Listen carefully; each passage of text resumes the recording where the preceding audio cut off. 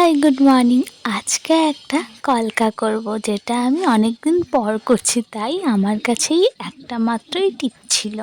তো সেটাকেই আমি প্রথমে পেপারে লাগিয়ে নিলাম। আজকে দেখাবো কমা দিয়ে আমরা কি সুন্দর একটা পুরো কলকা করতে পারি। প্রথমেই আমি টিপের চারপাশ বলতে পুরোর উপর দিয়ে শুধু কমা দিচ্ছি।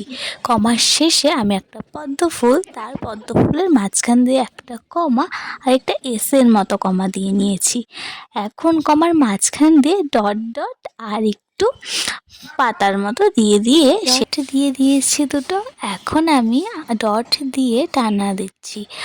আর এখানে প্রথমে দেখতে পাচ্ছি যে খুব সিম্পল লাগছিল, এখন যখন আমরা ডট দিয়ে টানা বা কিছু পাতা এই ধরনের কিছু অ্যাড করছি, কলকাটা আস্তে আস্তে ব্রাইডাল কলকার দিকে এগোচ্ছে। মানে খুব ভরা কলকা। তো যেখানে যেখানে মনে হয়েছে আমার ফাঁকা ফাঁকা আছে, সেসব জায়গায় ডট দিয়ে না হলে পাতা দিয়ে ভরিয়ে দিয়েছি। আর নিচটাতে পুরো লম্বা লম্বা পাতার ডিজাইন করেছি, যেটা খুবই কমন সাবেকি কলকাতে। এখন একইভাবে এই পাশের কলকাটাও করে নিব।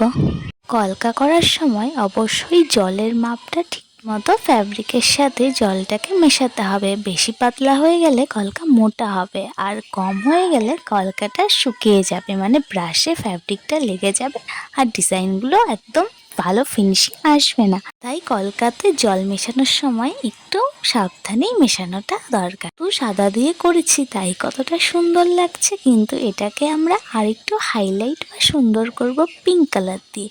এখানে রেডও করা যেত, যেহেতু আমি কালো পেপারে করছি তাই রেডটা দিলে বোঝা যেত না বলে আমি পিঙ্ক দিলাম। কেমন লাগলো আজকের কলকার ডিজাইনটা অবশ্যই কমেন্টে জানিও। টাটা।